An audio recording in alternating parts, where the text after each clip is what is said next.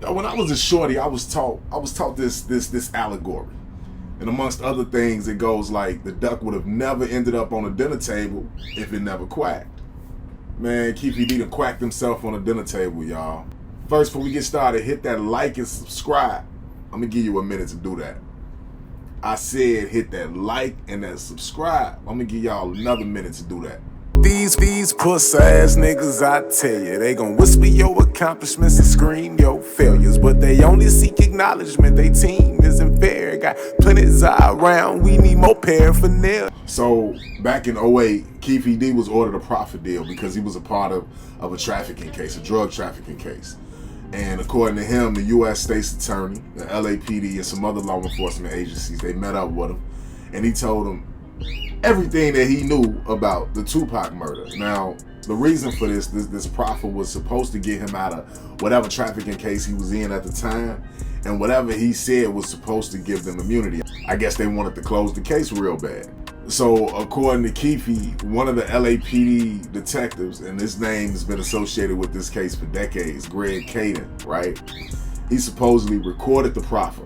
He recorded Keefe's words and turned around later on and released it online. And I don't know. I'm not a lawyer, but that might be illegal. You think?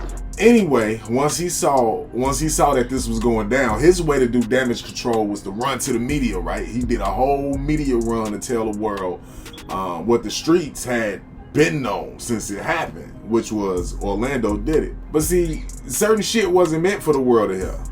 And that's why before the internet and before social media, it was a clear distinction between the world at large and the streets. Them lines are all blurred and fucked up now, but you know, I digress. So once he started saying this on these media runs, right, I'm thinking myself, I'm like, ain't no way he finna tell the whole world that he was in the car with the nigga that smoked the most beloved rapper of all time, and it's not gonna catch up to him, right? I'm thinking like it might be one of them dinosaurs from back in that era who, you know, they might take it personal that this nigga has the audacity to speak about this shit at this point in time.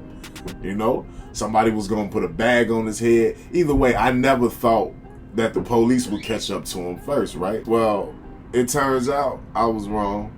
You know, this man let the Las Vegas Police Department piece together a whole case on him. Now, I don't know what they got. And if all they got is old laptops, pictures, and they searching for old guns and old bullets, and they probably ain't really got shit. You know, the only people who keep a gun for 30 years is your grandma. And she owned that motherfucker legally. So, you know, he may not do no time, but it's your mouth, nigga. You done brought all this heat on you because you want to clout up in a generation that's past your time. That shit crazy, OG. Anyway, I mean, I heard he was dying, allegedly.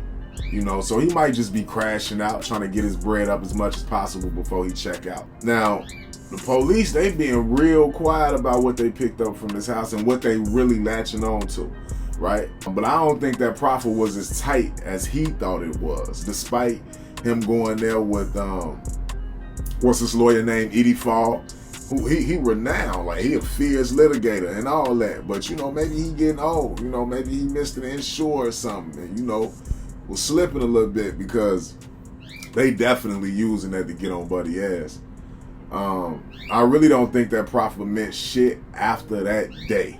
And they gonna end up using his own words as the foundation of why they coming to him, you know?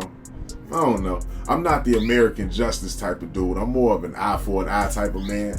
But I'm sure these persecutions that Keefe is currently going through is making somebody happy out there. I don't wish prison on that man, but I do think he is a goofy.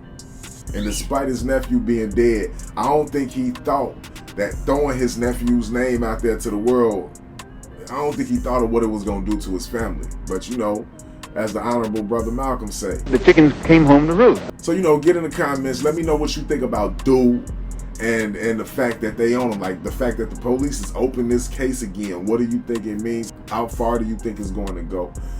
You feel like it's going to result in Keefe D doing some time? Do you think it's going to go all the way back up to Puffy? Because in that proffer, he mentioned Puffy name several times. I mean, Makaveli been dead 27 years. Is there really any evidence to find at this point besides his loud ass mouth? Get in the comments, let me know. Stay kids. Cash.